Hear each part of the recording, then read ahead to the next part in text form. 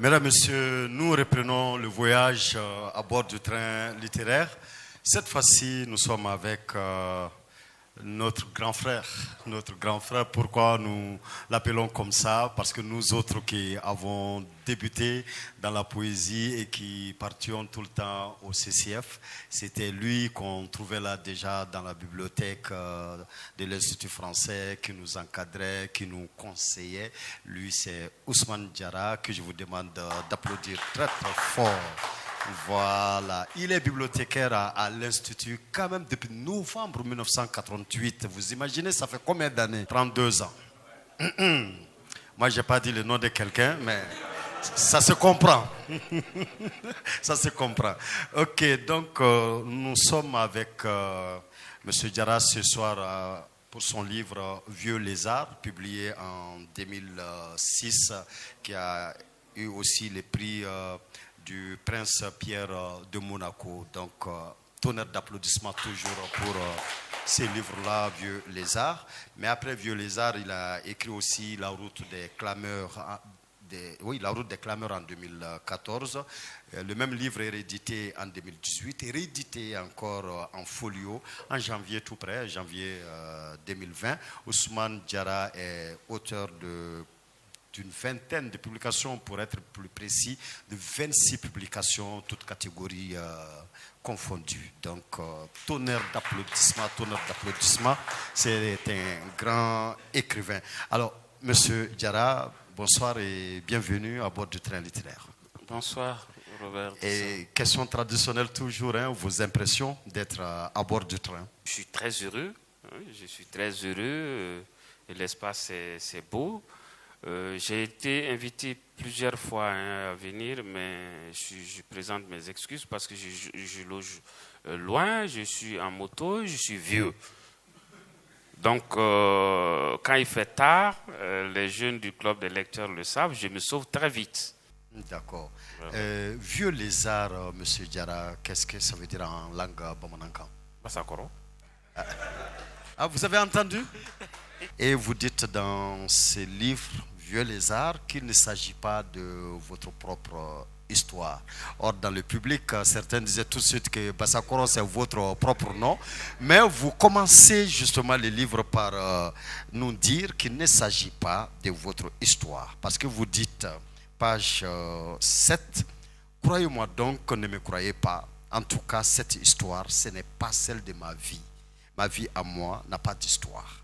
Vous n'en auriez que faire d'ailleurs, puisqu'elle n'a rien d'original ma vie, et je m'en fiche. Je ne suis pas le seul à vivre une vie ordinaire. Alors, il s'agit de qui, finalement? Il s'agit d'un être imaginaire. Bon, pour être franc, j'avais situé le cadre de Vieux Lézard dans un magasin de prêt-à-porter. Mais comme on y parle beaucoup de superstitions, je me suis rendu compte au cours du travail du livre que le meilleur endroit pour combattre les superstitions, c'est une bibliothèque. Donc, puisque je l'ai restitué dans une bibliothèque, il fallait que le personnage soit un bibliothécaire. Voilà la vérité. Hein. D'accord. Mais ça ne veut pas dire que j'ai jamais été amoureux d'une lectrice. Ça c'est... Voilà. D'accord, on y est déjà. On y est déjà parce qu'il s'agit quand même d'une histoire d'amour extraordinaire entre un bibliothécaire et une lectrice, effectivement. Mais avant d'arriver là, toujours, Monsieur Diarra, Basakoro. Et en lisant le roman, le narrateur quand même, des fois est révolté. On voit par exemple qu'il ne comprend pas pourquoi au nom des religions faudrait-il qu'un certain Basakoro soit appelé comme un Mohamed ou comme un Ousmane Diarra, un truc comme ça. Alors, quelle est votre analyse par rapport à cette situation qu'au nom de nos religions, alors nous adoptions des noms différents en fait de ces noms ancestraux? Je pense que ça relève de l'acculturation, parce que nos prénoms traditionnels avaient un sens. Hein, ce n'était pas choisi au hasard, ça avait un sens, et c'était situé dans notre culture. Ça renvoyait à des imaginaires, à ce que nous avons inventé, nos anciens ont inventé, en fonction de notre environnement physique, etc., etc. Donc si nous nous débarrassons de ça, nous perdons une bonne partie de notre identité. Pas plus qu'avant-hier, quelqu'un me posait la question, je leur ai répondu la même question, je leur ai répondu, bon, je m'appelle Ousmane Diarra, je ne suis pas Sakoro, c'est mon prénom traditionnel. Et quand je suis arrivé à Bamako à l'âge de 13 ans, j'étais tellement Vous les recevez bien? J'étais tellement embêté par mes camarades de classe, en 5e année fondamentale à l'école de Nyarela, que mes oncles, sur suggestion de mes maîtres que j'adore, ils ont mis Ousmane Diarra. Mais jamais, je le dis, j'ai jamais accepté qu'on me coupe les cheveux, qu'on me rase la tête pour me rebaptiser. Et je ne le ferai jamais. Parce que je sais que tous les noms, prénoms viennent de Dieu. C'est une identité qu'on nous vole. En donnant ce titre-là au roman, c'est comme si je reprenais ce prénom qu'on... Voilà. Oui. En fait, les tensions identitaires, les problèmes de personnalité sont quand même très très présents chez vous. Ce qui m'amène à vous poser une question. Monsieur Diarra, vous sentez-vous homme ordinaire à l'instar du narrateur? Est-ce que vous êtes un homme ordinaire selon vous? Très ordinaire. Très ordinaire. D'accord. Parce que vous dites, hein, d'ailleurs, sait-on jamais, le monde serait-il plus tranquille si tous le vivaient ordinaire? Mais il est fichu, le monde complètement dingo, chaos pour dire en vrac. Pas par la faute des gens ordinaires, mais bien des superman et de ceux qui s'imaginent tels. C'est mon point de vue. Personne n'est obligé de les partager. Et je m'en fiche encore si personne n'est d'accord avec moi. Alors si vous êtes aussi ordinaire que ça, qui vous dit que vous avez alors le droit de nous présenter un roman si vous êtes ordinaire? Les gens ordinaires sont les plus nombreux et ils n'écrivent pas, les gens ordinaires. Pourquoi vous, en tant qu'ordinaire, vous écrivez? L'écrivain est l'homme ou la femme le plus ordinaire des hommes. Sinon, il ne peut pas écrire. C'est la seule réponse que je peux donner. Oui, mais en entrant maintenant dans ce monde élitiste, entre guillemets, des écrivains, ne cesse-t-il pas d'être ordinaire? Par exemple, vous avez eu beaucoup de distinctions. Vous avez eu beaucoup de distinctions. Combien de gens ont eu cette distinction? Vous n'avez pas refusé cette distinction. Ça vous amène à être extraordinaire. Si vous voudriez rester ordinaire, pourquoi, par exemple, ne fallait-il pas refuser toute distinction? Je ne refuse pas de distinction. Si on reconnaît ce que je fais, parce que les distinctions, c'est une reconnaissance, je ne refuse pas. Si c'est fait honnêtement, je ne refuse pas. Je ne vois pas pourquoi refuser. Mais je me considère toujours comme un homme ordinaire. Je mange ordinairement, je pense ordinairement, je fais tout ordinairement. D'accord. Parce que c'est important, c'est important. Notre narrateur, de lui vous écrivez, il n'était pas un surdoué, cela va sans dire. Il ne pouvait même pas se prendre pour tel. Parce que les surdoués, ça ne court quand même pas les rues. En outre, ils n'ont jamais la vie facile, les surdoués. De cela, on peut être certain, et rien qu'en lisant les histoires de leur petite vie. J'en ai lu quelques-unes, moi, de ces histoires. Et cela a suffi pour m'ôter toute envie de faire partie de cette secte dont les membres finissent presque toujours dans un asile ou dans un caveau, regrettant amèrement de n'avoir pas été comme tout le monde. Moi, j'ai pensé à des savants, j'ai pensé à des politiques, j'ai pensé à des stars. Je n'ai pas la même lecture ici. Pourquoi trouvez-vous que la plupart, ou presque, alors finissent mal? Arriver à un certain niveau de pensée, et tu peux pas voir. C'est plus tard dans la route des clameurs où le narrateur dit de son père, quand tout un pays devient fou, celui qui ne parle pas ce langage de fou, c'est toi qui es le plus fou. Donc c'est un peu ça. D'accord. Et nous allons maintenant parler de la grande histoire. La grande histoire qui anime le livre, tous les livres Vieux Lézard. Et pour parler de cette histoire, il faut que je dise à nos chers publics, à ceux qui nous suivent, qu'il s'agit quand même d'une histoire d'amour très très intense entre un bibliothécaire et une jeune fille de 18 ans. La jeune fille s'appelle Sakira et le narrateur la décrit merveilleusement bien. Les jeunes, je crois que vous pourriez déjà noter les mots. Parce que si vous dites ça à une fille, je crois que ça peut vraiment marcher. Elle dit, elle avait 18 ans, Sakira de son nom. Elle était étudiante à l'université, aussi ravissante qu'une houri échappée du jardin. Ah oui, elle faisait sans conteste partie de ces créatures qu'Allah subhanahu wa ta'ala envoie de temps à autre parmi les hommes, en nombre limité et en appellation contrôlée, afin de réduire quelque peu leur peine de vivre. Ouais, c'est ça, les femmes, l'ultime consolation des hommes. Tous autres, argent et consorts, ne sont que des strapotins auprès d'une jolie paire de fesses. Et ma parole, si Allah ne l'avait pas inventé, la femme, c'est sûr que les hommes l'auraient fait à sa place. Et en nombre suffisant pour qu'ils ne se les disputent pas. Signé notre auteur qu'on applaudit.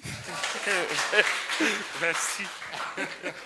Mais les joues de la gamine, si fraîches, si douces, le feu de son regard et sa démarche souple, cadencée, sous sa robe moulante, ses reins dressés comme deux prières de l'aube, ses croupes fermes et mordorées basculaient d'un côté à l'autre, de haut en bas. Elle montait, descendait dans un moutonnement désarticulé. Allait-elle chuter, s'écraser comme deux outres remplies de miel? Aussitôt comme ramassée in extremis par un ange avisé, elles reprenaient leur place initiale, faisant teinter les perles dissimulées autour de ses rondeurs. Dia. Magnifique, magnifique. Alors, monsieur Diarra, dans Vieux Lézard, dans le même livre, il est écrit quelque part que les femmes, au fond, sont les mêmes. Quelque part, c'est ce que lui, il le pensait, le pauvre, jusqu'à ce qu'il tombe amoureux réellement. Parce qu'il pensait qu'après les études, c'est un philosophe, après les études, on l'embêtait pour qu'il se marie, etc. Il s'est marié et il pensait que donc toutes les femmes sont les mêmes. Jusqu'à ce qu'il tombe amoureux, il a compris qu'en réalité, l'amour, c'est pas épouser n'importe quelle femme, épouser une femme, etc. C'est même pas, d'ailleurs, c'est divin ce qui est dans l'amour qui se passe entre eux à un moment donné. Sakira lui dit, parce que Sakira lui annonce qu'elle est en état de grossesse, ouais, et qu'il s'étonne, alors qu'ils n'ont jamais partagé le lit. Justement. Sakira lui répond, vous autres humains, vous pensez que l'amour, ça se limite à se vautrer l'un sur l'autre. Donc c'est très spirituel. Ouais, sauf que le narrateur le traite même de con à ce niveau-là. Oui. Parce que le narrateur trouve qu'il est con, et con, quiconque ne voit en la femme qu'un tableau à contempler. La femme n'est pas qu'un joli tableau à contempler. La femme est quoi d'autre encore, monsieur Diarra? La femme est amour. Oui, mais en contemplant, c'est pas par amour ou qu'est-ce qu'il faut encore et c'est que au début, le narrateur, il était amateur de tableaux. Il aimait la peinture, etc. Donc, il pensait que après s'être marié, il pensait que le reste de sa vie, pour ne pas gâcher sa vie, c'était regarder les tableaux. Donc c'est à ces tableaux, beaux tableaux qu'il les regardait, qu'il il allait visiter, il dit que donc la femme, ce n'est pas qu'un tableau qu'on regarde, elle est plus qu'un tableau. Parce que lui, il se satisfaisait avant de rencontrer Sakira des tableaux de maîtres peintres. Mais quand il est tombé amoureux de Sakira, il s'est rendu compte que la femme n'est pas comparable à un tableau. À la page 88, je retrouve les grands frères que j'ai toujours vus et à qui j'ai cette question à poser. Mais avant, je vais lire ces passages-là. Vous dites, il ne se souvenait pas d'avoir signé, avant de venir au monde, quelque pacte que ce fût avec un peuple, une race ou une religion, qui l'engagerait à demeurer en son sein. Vouloir user d'un peu de sa liberté de penser, de choisir, d'un peu de temps, de solitude et de silence, cela pouvait-il faire d'un homme un singe? Une société qui refuse les interrogations est une société en péril. Celle qui n'a que des réponses toutes faites est déjà morte. Même dans les traditions bruyamment revendiquées, il y avait un temps pour chaque chose, un temps pour les retrouvailles et les fêtes, un temps pour le sommeil, un autre pour la solitude et le recueillement. La ville avait tout fondu en un tintamarre sans fin. Les œuvres d'esprit dont tous se glorifient n'ont certainement pas été créées dans le brouhaha. Mais au pays des hyènes, il ne faut pas bêler si tu tiens à ta peau. Alors, comment finalement peut-on décider aussi de vivre singulièrement dans une société? C'est très difficile. C'est comme ce fou dont on parle, si tout le monde fait la même chose, et si tout le monde pense de la même façon et que tu penses différemment, c'est toi qui deviens le fou. Donc, mais ça demande du courage. Les gens qui ont fait évoluer le monde, les pays, ce n'est pas des milliers, hein, c'est quelques esprits avec l'air écrit. Ce qui m'a fait même écrire cette page, c'est un jour, à 2h du matin, j'étais à la Bougdani, à 2h du matin, il y avait un bar là à ciel ouvert, au marché, bam, bam, bam, bam, bam. Vous passez devant la porte, il y a ce qu'on appelle les fouleurs. Ils passent toute la journée à taper jusqu'à 1h du matin. Toi, ta maison est là, tu ne peux pas dormir. Tu ne peux pas dormir, tu ne peux pas réfléchir. Tu reviens fatigué à la maison. Et à côté aussi, il y a c'est le bruit continu. Tant qu'on n'a pas trouvé une solution à cette situation, il va être difficile même de demander aux jeunes de se consacrer à la lecture. Mais il faut que les jeunes eux-mêmes prennent conscience qu'à un moment donné, il faut sortir du bruit. Dans les villages, il y avait les sociétés initiatiques, c'est jalonné. Donc ça permettait, même ailleurs, hein, où il n'y avait pas de société initiatique, il y avait un certain équilibre. Mais quand on est toujours dans le bruit, que ce soit agréable ou désagréable, j'aime les mots excessifs, on s'abêtit. Oui, mais est-ce que vous ne trouvez pas que même si en venant au monde aussi, on ne signe pas un pacte avec quelque société que ce soit, mais en vivant au sein d'une société, le fait d'y vivre, n'est-il pas en soi déjà un pacte? Pas forcément. Ceux qui ont révolutionné, même dans l'histoire du pays du Mali, hein, tous ceux qui ont changé la face du Mali, depuis l'Empire du Mali, le fondateur de l'Empire du Mali, Soundiata Keïta, il faut combattre les dogmes d'abord. Il faut se mettre au-dessus des dogmes, des chantiers battus pour renouveler le monde. Chaque fois que la société est sur le point de s'écrouler, il faut qu'il y ait des gens qui disent non, si on continue comme ça, on va sombrer. Je pense que c'est cela. Mais de ce fait, quelle compréhension devons-nous avoir de cet adage qui dit Dougoubla Kafsani la Daouli? C'est pas la même chose. D'accord. C'est pas la même chose. Dougoubla Kafsani la Daouli, il ne s'agit pas d'enlever les traditions, mais d'être libre. Ce que je veux dire, je suis venu dans ce monde, au village, si j'y étais resté, peut-être je me serais également, d'ailleurs, je vous le dis en toute franchise, je me suis caché, avant d'être initié, je me suis caché pour regarder tous les trucs des sociétés initiatiques Bamana. D'une Tomo au Komo, après le dos, avant par curiosité. Donc ma grande déception a été quoi? Ça, c'est dans une nouvelle. Ma grande déception a été quoi? Parce que je pensais que au village, je n'aime pas le dire, mais un orphelin, c'est le mot. Tu as beaucoup de. Je voulais me sauver. On parlait de Ntoriba. Ntoriba, c'est le truc des sociétés initiatiques. Donc on nous décrivait les non-initiés jeunes. On nous dit c'est un gros batracien, Ntori, et qui vient une fois l'an au village, et que les gamins peuvent vivre pendant 1 an dans les fentes de ses pattes en se nourrissant de poissons fumés. Donc je n'aimais déjà pas le milieu où j'étais. Je voulais me sauver avec Ntoriba. Mais quand je me suis caché pour regarder Ntoriba, j'ai trouvé que c'était du montage. Ça a été ma première grande déception.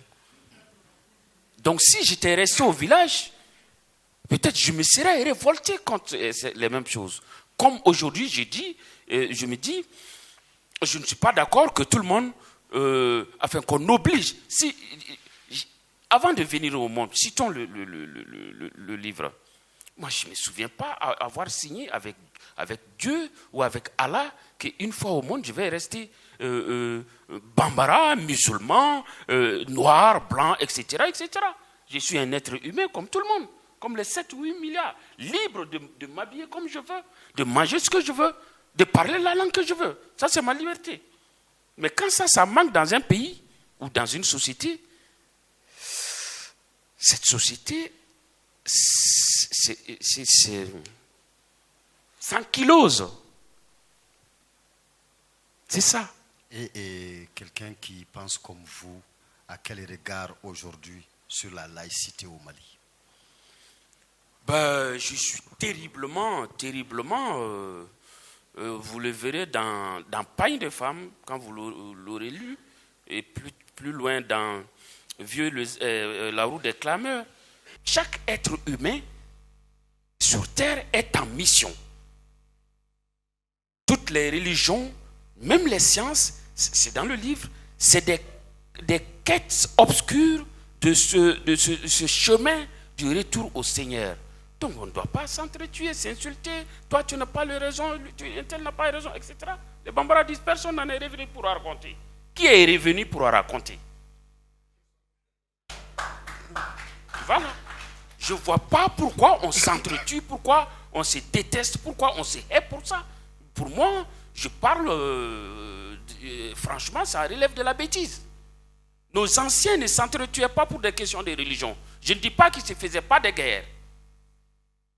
Mais ils ne s'entretuaient pas au nom des religions. Parce que chacun était libre de pratiquer la religion de son choix. D'accord. Nous allons maintenant parler de la grande histoire du livre Vieux Lézard, de cette histoire d'amour entre un homme de 40 ans et une jeune fille de 18 ans. L'homme de 40 ans a étudié même dans les pays occidentaux. Il est plongé dans ses livres, dans ses lectures. Alors il est marié et après quelques années, il va avoir des enfants avec sa femme. Voilà, tranquillement, un beau jour, il y a une jeune fille de 18 ans qui commence à lui taper sur le système. Et progressivement, les deux ils vont commencer à sortir ensemble. Et le gars, il est tout heureux, il est follement amoureux de cette jeune fille, mais il en souffre quand même. Plusieurs fois, le narrateur même le dit, il a eu beaucoup de chocs. Comment une petite fille de 18 ans peut lui dire X chose, peut lui apprendre Y chose? Il n'en revenait pas.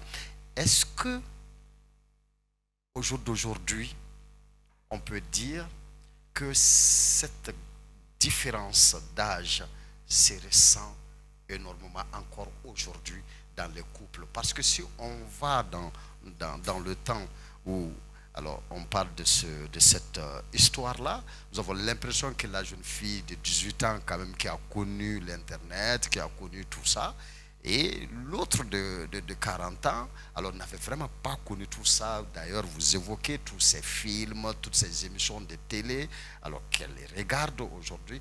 Est-ce que la différence d'âge en amour se ressent autant aujourd'hui qu'auparavant? Bon, c'est une question. Oui, l'amour, c'est pas une question d'âge, hein. Dans un des romans d'Émile Zola, un savant qui a passé toute sa vie à faire des recherches et à négliger de se marier pour qu'il puisse laisser un descendant, ses cousins lui ont envoyé comme secrétaire sa nièce, alors qu'il était très âgé. Il a consacré toute sa vie aux recherches, etc., etc. Et la nièce l'a séduit petit à petit, et le vieillard est tombé amoureux de sa nièce, et voilà comment il a pu laisser un descendant. Ça dépend de la motivation de chacun. Aujourd'hui, quand une jeune fille épouse un vieillard, on dira que c'est à cause de l'argent. C'est ce qu'on va dire aujourd'hui, mais autrefois, je ne pense pas que ce soit ça. On pouvait même épouser un vieillard, une jeune fille, parce qu'il ressemble à notre papa, parce que c'est notre papa. Il y avait tous ces paramètres-là. Je ne conseille pas ce cas de mariage, je ne déconseille pas non plus, mais le bonheur, c'est le bonheur. Voilà, point. Si vous vous sentez heureux avec un vieux de 90 ans, épousez ce vieux. Si c'est avec un jeune de 18 ans, si vous vous sentez heureux, respectez et vivez votre bonheur. C'est le plus important. C'est le plus important. Sauf que nous n'avons pas l'impression quand même que l'amour dont on parle ici, alors c'est bien terminé pour le monsieur. Parce que imaginez, après 2 années de love vraiment serré, voilà, dans un restaurant où elle l'invite pour lui parler. J'ai quelque chose à te dire, j'ai à te parler. Elle le fait tourner. Et finalement, quand elle décide de lui dire, c'est pour lui dire que si je ne pourrais pas être ta deuxième femme. Et lui se souvient qu'il n'avait jamais demandé Sakira en mariage. Alors pourquoi me dire je ne peux pas être ta deuxième femme? Parce que je suis enceinte et l'enfant est de toi. Et le monsieur qui n'a jamais couché avec la dame ne comprenait absolument plus rien finalement. Et ayant su qu'il s'agit finalement d'une Sakira djinn ou peut-être pute, parce que c'est lui qui l'a dit, djinn ou pute, il ne voulait plus rien savoir d'elle. Et au sortir du restaurant, il va même tomber. Il va perdre le contrôle. Il va essayer de saisir le poignet de sa voiture. Ça ne va pas. Alors, vertige complet. Et puis, il tombe. Je vois la chute d'un homme amoureux d'une trop jeune fille, quoi. Beaucoup plus jeune que lui. Non, c'est pas tout à fait ça. C'est pas parce qu'il est amoureux, c'est pas ça qui l'a fait tomber. Mais comme au départ, j'ai dit que c'est un livre sur les superstitions. Et ce monsieur, il s'est dit rationnel. Rationnel, cartésien. Donc, il ne croit pas à ces choses-là. Et quand donc la fille lui dit, il se moque, il dit, je t'aurais engendré par mon souffle. Quand la fille lui dit, je suis enceinte, il est plein d'ironie. Ah, alors, c'est bon, une femme c'est fait pour ça. Il ne la prenait pas encore au sérieux en ce moment-là. Il ne la prenait pas au sérieux. Mais ce qui va faire tomber le monsieur, quand il est sorti, ils sont sortis du restaurant, il a voulu mettre le Sakira dans un taxi. Et d'abord, beaucoup de conducteurs sont passés quand le monsieur dit, leur demande d'embarquer Sakira, ils prennent la fuite. Le dernier qui est venu, il est en train de mâcher la cola, etc. Il a des gris-gris, etc. Quand il voit Sakira, il dit, il dit maître. Voilà. Maître, mais il dit d'abord parce qu'il pense que Vieux Lézard, ce n'est pas un être ordinaire. C'est un initié, il est avec les djinns. Parce que lui, taximan, il a vu dans la fille une djinn, alors que ce n'est pas le cas chez Vieux Lézard. Lui, il est rationaliste, et cartésien. Et plus tard, le taximan embarque la jeune femme. Quand le même taximan fait un grand tour et revient et dire à Vieux Lézard que Sakira s'est changé en tourterelle et s'est envolé par de la voiture, c'est la bêtise qui fait tomber mais je suis dans quelle société? Il n'arrête même pas de lui dire. Un de ses cousins est venu s'est fait hospitaliser. Il avait dit qu'il a tiré sur un djinn qui lui a envoyé son souffle maléfique et il est tombé, mais en réalité il souffrait d'hypertension. Il s'est fait soigner à l'hôpital du Point G. Donc Vieux Lézard, il croit en rien. Il le dit d'ailleurs, 1 plus 1 ça fait 2. Et si ces choses magiques, etc., se montrent à lui, finalement il pète les plombs. Donc c'est parce qu'il a pété les plombs qu'il tombe en syncope. Sa femme était déjà partie à cause de ce problème-là. Sa femme l'avait quitté parce qu'il a fui devant des enfants qui le lapidaient. Il le lapidait devant sa maison. Oui. Et pourquoi? Parce qu'il sortait tous les soirs, il sortait pendant que les autres partaient à la mosquée ou autre chose. Il a ramassé les sachets plastiques devant sa maison. Il ne voulait pas de saleté. D'ailleurs, il le dit. L'Afrique ne doit pas être une poubelle. Donc, on lui a envoyé les talibés pour le chasser. Et quand il est entré, il ne voulait pas se battre avec les enfants. Quand il est rentré chez lui, la femme sort et constate: ah, toi, tu fuis devant les gamins. En plus de son refus de faire prendre ses ablutions, parce que la femme a fait venir un imam. Et sa femme et son grand frère lui ont fait venir un imam. Qui ont passé toute la journée avec les talibés et lui ont demandé, au moment de prier, il a dit à Vieux Lézard: tu fais tes ablutions. Vieux Lézard lui a répondu: je suis déjà propre. Oui. Etc. etc. Oui. Voilà, donc c'est plutôt l'incompréhension de la société. La société ne le comprend pas. Peut-être lui aussi il ne comprend pas la société. C'est ça qui a provoqué la crise et non l'amour. Alors finalement, doit-on avoir peur de toute relation où on ne connaît pas chez son partenaire? Je pense que oui, mais l'amour c'est l'amour. Hein. Quand j'aime, je m'en fous. Que ce soit un djinn, que ce soit un bilissi. Quand j'aime, j'aime. Hein. C'est comme ça. Hein. D'accord. Vieux Lézard, Ousmane Diarra, que je vous demande d'applaudir. Et ceci était la première partie du voyage avec M. Diarra. Donc, public, vous qui êtes là, je vous les passe si vous avez des questions, voilà, des contributions à faire. Alors, depuis 2003, vous avez vu des choses sur ces pays. Nous sommes en 2020. Pour être très précis, je me pose la question. Vu les réalités que vous avez vues et la situation actuelle, d'où vient ce chaos selon vous? Je pense que la réponse, c'est dans le livre, quand le personnage dit une société qui refuse de se poser des questions est une société en danger, en péril. Et celle qui n'a que des réponses toutes faites est déjà morte. C'est parce que nous avons refusé de nous interroger sur certaines choses. Je pense que ça vient de là. Nous n'avons pas voulu nous inquiéter.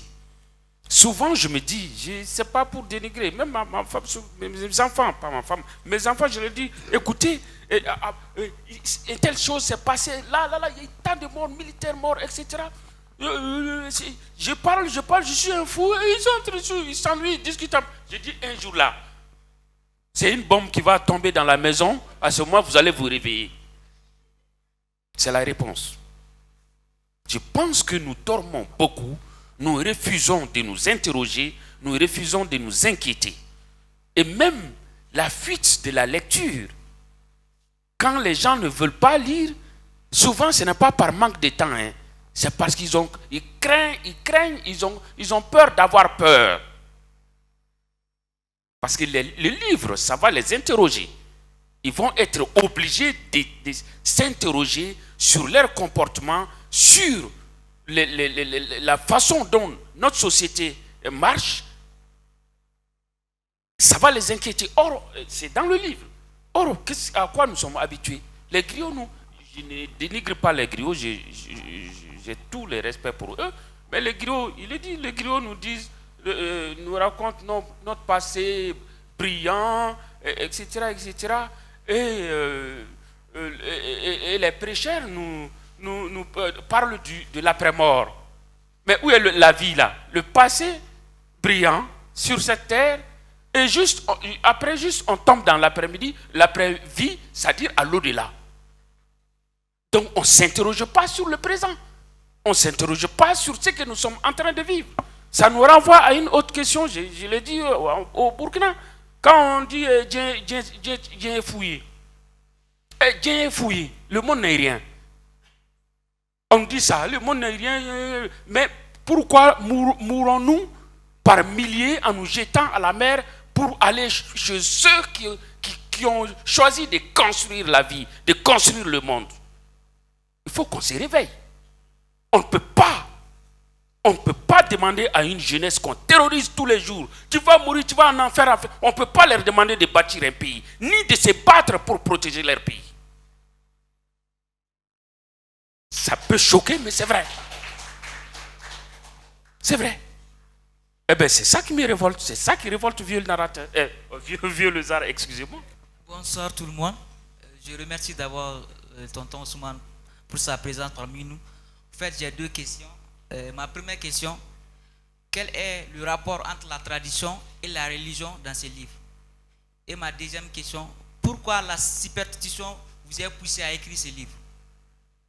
Parce qu'au début, vous dites que c'est par la superstition que vous avez écrit ces livres. Pourquoi? J'ai dit au départ que je me suis caché pour voir toutes les sociétés initiatiques Bamana. C'était par curiosité. Je les respecte, mais j'ai été déçu. Je sais beaucoup de choses, ça peut tuer, etc. Je sais maintenant, mais j'ai vu des masques. D'ailleurs, je crois que je l'ai dit au club des lecteurs, en tout cas quelque part, si vous voyez les avions de guerre, les véhicules de guerre, etc., vous verrez qu'ils ont des formes de masques. Et le masque, c'était fait pour faire peur à l'ennemi. L'avion militaire ou le blindé n'est pas fabriqué comme les voitures ou comme les avions de ligne. Eh bien, c'est tout le secret des sociétés initiatiques. Enfin, une bonne partie, pas le tout. Donc, les superstitions, c'est que je dénonce parce que je déteste. C'est ceux qui vont voir les marabouts. N'allons même pas là. En 5e année ou 6e année, un enfant ne passe pas au CP ou au DF. Au lieu que les parents se demandent qu'est-ce qui ne va pas chez l'enfant, s'il n'apprend pas ses leçons ou s'il est malade, non, du coup de Nodo, on va voir un marabout ou un saumon. C'est ça. Et c'est cela que je combats. Parce que ça aussi, c'est pire que l'endormissement. L'endoctrinement et l'endormissement. À la fois, ils nous exploitent. Et les jeunes, s'ils commencent à croire à ces choses-là, dès le jeune âge, je pense qu'ils ne peuvent pas aller loin. Et les sociétés, je le dis, la société initiatique Tomo, L'initiation, ce n'est pas un secret. La première partie, ce qu'on appelle les djaraou, les roms qu'on fait tourner là-bas, comme ça. On dit que c'est des oiseaux. Et le jour de l'initiation, c'est des lamettes de fer, c'est de ça fait un bruit, un boucan, beaucoup, ça fait un boucan terrible. Tu as passé de 6 ans jusqu'à 11 ans à écouter, tu penses que c'est des êtres vivants. Mais quand on t'amène, le jour de ton initiation, on t'amène, on te bande les yeux, on t'amène sur l'aire d'initiation et on te dit d'attraper le plus gros qui tourne et qui crache du feu. Si tu recules, on te fouette. Les aînés te fouettent. Tu es obligé à un moment donné, en une fraction de seconde, de constater que le monstre qui crache du feu tourne à un niveau, mais ne peut pas tourner au ras du sol. Donc le sombre, le noir qui est entre le feu et le sol, tu plonges. Dès que tu mets la main sur la personne qui fait tourner la machine, tous les autres, ils arrêtent, on t'amène à la lumière, on te montre un à un, c'est ça qui faisait ce bruit. C'est ça qui faisait. Et sache que désormais, derrière tous les boucans du monde, il y a un homme. N'aie pas peur, cherche à attraper cet homme. Le boucan va se taire. Alors, j'ai écouté quelques thématiques d'entre lesquelles j'aimerais revenir sur deux. D'abord, la question de la contingence. C'est sans doute une expérience que chacun d'entre nous peut faire. On se demande un beau jour, mais qu'est-ce qu'on est venu foutre sur cette terre? Et quand on y regarde de près, on se rend compte que, bon, voilà, on est le fruit d'un désir, et à la suite de quel désir il y a eu des transformations biologiques, puisqu'il y a eu une rencontre entre spermatozoïdes et ovules, et finalement, on est venu sur terre. Donc, partant de ce point de vue, vous avez dit point de vue cartésien, effectivement, il n'y a pas de pacte originel qui existe entre ceux qui sont sur terre et l'être qui est considéré comme le créateur, Dieu. Alors, mais les religieux ne seront pas forcément d'accord avec cette interprétation. Alors, je passe sur ça pour attaquer aussi la question fondamentale qui est liée à l'acculturation. Tout à fait, c'est le texte de Samuel Kodjo qui s'appelle Problème de l'acculturation en Afrique, publié aux éditions Imprimerie du Mali en 1979, lorsqu'il dit que lorsque les Européens, les Occidentaux sont venus chez nous, qu'ils soient arabes ou bien de l'Europe, ils ont dit que voilà, vos noms, il faut les abandonner, puisque ce n'est pas des bons noms. C'est pour cette raison que chez les musulmans, vous avez par exemple Drissa, qui dans ma langue ne veut absolument rien dire. Mais vu le degré de l'acculturation, nous étions obligés d'abandonner cela. Mais il y a eu un cas au Congo, lorsque les missionnaires sont allés d'abord pour des missions d'évangélisation. Ils sont tombés des gens qu'ils ont baptisés. Mais c'est des gens en réalité qui ne se reconnaissaient pas dans le nom chrétien. Et c'est pour cette raison, lorsque vous appeliez à l'époque un Bantou par le nom de Pierre, il répondait par oui. Et lorsque vous l'appeliez par son nom Bantou, il répondait c'est moi-même. Donc pour le Bantou, il y avait une distinction qui était fondamentalement due au nom. Maintenant, c'est la seule question que j'ai envie de vous poser, M. Diarra. Dans notre contexte maintenant, comment nous pouvons retrouver nos identités à partir du moment où nous restons toujours collés aux noms qui nous ont été imposés? D'accord, merci. Merci beaucoup, M. Robert Dissa. C'est toujours un plaisir de revoir mon ami et mon confident. C'est mon écrivain de référence. On s'est dit beaucoup de choses dans les coulisses. Mais qu'à cela ne tienne, même si on a beaucoup de points communs, on a aussi des points opposés, des visions opposées. Voilà. C'est pour revenir un peu sur le fait de dire ou de faire porter le chapeau à la religion, de dire que le monde n'en est rien. Moi, je pense que ce n'est pas du tout bien. Parce que ce n'est pas comme ça que moi je vois les choses. Moi, je pense plutôt que c'est le contraire. Parce que quand tu vas prendre Albert Camus, lui, il voulait montrer, vaille que le monde là n'est rien. l'existentialisme. C'est le combat d'Albert Camus, le mythe décisif. C'est pour dire que nous ne faisons que reprendre les mêmes choses. Il veut nous demander, est-ce la vie vaut le coup d'être vécue? Ça veut dire que la vie n'a pas de sens. Mais pourtant, un bon musulman, pour qu'il prie bien, il va demander les bienfaits de ce monde d'abord avant les bienfaits de l'autre monde. Ça, c'est une prière, la meilleure bénédiction. Hein? C'est ça.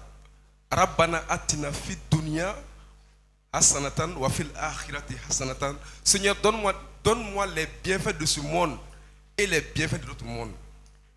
Donc, pour un bon croyant, ce monde-là vaut quelque chose. Du moment où on cherche l'autre monde dans ce monde. Voilà, moi je voulais situer un peu, éclairer un peu ce passage-là. Ne pas dire que pour un bon croyant, le monde-là n'est rien. C'est au contraire. Il y a les penseurs libres qui ont montré que le monde-là n'est rien, mais pas les religieux. Voilà, merci. Merci beaucoup. Ce que je dis à mes enfants et que je n'arrête pas de leur dire, oui, Mahoma, ni masire koro itisika dine koro. Ça, c'est la première des choses. Quiconque ne peut, peuple ou individu, tu ne peux pas te prendre en charge, tu ne peux pas porter ta religion. Et quiconque ne fait rien sur cette terre-là aussi, demain, eh bien, mon défaut. Voilà, donc on est sur la même longueur d'onde, exactement sur la même longueur d'onde, mais quand même, dès qu'on touche à la question de la religion, M. Touré s'enflamme. Alors, Ousmane, oui. Je sais qu'il y a deux choses qui se sont mélangées qui fait que si on ne fait pas attention, c'est-à-dire les jeunes vont partir avec une idée contraire de ce que vous avez défendu. C'est quoi? Non, vous vous êtes trompé en fait. Parce que quand Ousmane a dit qu'on a fait croire aux jeunes que le monde n'est rien, que les griots passent leur temps à chanter le passé, les prêcheurs passent leur temps à chanter, à prêcher pour l'au-delà. Et alors, pour le présent, quelle place fait-on pour le présent? Dans la mesure où on passe le temps à dire le monde n'est rien, les jeunes, est-ce qu'on se demande quel est le fort qu'il faut faire pour construire le présent? Donc il est sur la même longueur d'onde que vous, à mon avis. Mais une fois que la question de la religion et cette question se mélangent, Ousmane va aller vers d'abord pour la première ou la dernière question qui a un rapport avec la religion. Moi je pense qu'il faut laisser l'espace de discussion libre, vraiment libre de toute confession religieuse, de sorte qu'on puisse vraiment discuter librement, parce qu'on a peu d'espace au Mali qui accepte aujourd'hui qu'on discute librement, quoi. Moi je comprends que les jeunes soient endoctrinés à ce point, hein, mais accepter qu'on partout dans le monde aujourd'hui il y a la critique de la religion, qu'on le veuille ou pas, ça va se faire. C'est ce que je voulais ajouter. Merci beaucoup. Donc M. Diarra, un dernier mot pour conclure. D'abord, vous remercier mon cadet pour votre brillante modération. Merci. Vraiment, c'est très beau. Sans vous flatter, il y a... S'il vous plaît. Voilà, on rencontre rarement un journaliste modérateur de ce niveau qui peut donner le contenu d'un livre, susciter des questions, intéresser le public. Donc félicitations et merci beaucoup. Merci à la gare, l'espace La Gare, tout le monde ne m'accepte pas. Hein. Ah ouais, tout le monde ne m'accepte pas à cause de mes idées. Ils m'ont accepté, donc je les remercie. Merci aux jeunes membres du club. Merci à Monsieur Ndiaïba. C'est deux patronymes. Merci à Magalou, merci à Nyangalou que nous avons rencontré. J'ai rencontré à Mopti, étonnant voyageur, on a beaucoup échangé. Merci à vous tous, merci Fatmata. Sincèrement, très heureux. Je n'ai jamais été au Mali, je n'ai jamais connu un tel débat. Au Mali. Applaudissez. Hors du Mali. Applaudissez. Oui. Tout de suite, en bas, il y a un cocktail au cours duquel vous pourrez également et continuellement échanger avec notre auteur. Donc sachez que c'est tout le dernier jeudi du mois que vous avez rendez-vous avec ces voyages à bord du train littéraire. Donc nous allons nous quitter et nous nous donnons rendez-vous le dernier jeudi du mois de mars maintenant. Donc je vous rappelle que vous pourrez suivre l'intégralité de l'émission sur la radio Djoliba émettant sur les 105.00 tous les jours de la semaine. Lundi, mardi, mercredi, jeudi, vendredi. Alors à partir de 14h10 dans l'après-midi et à partir de 20h30 la nuit. Merci donc à toutes et à tous. Au revoir. À la prochaine.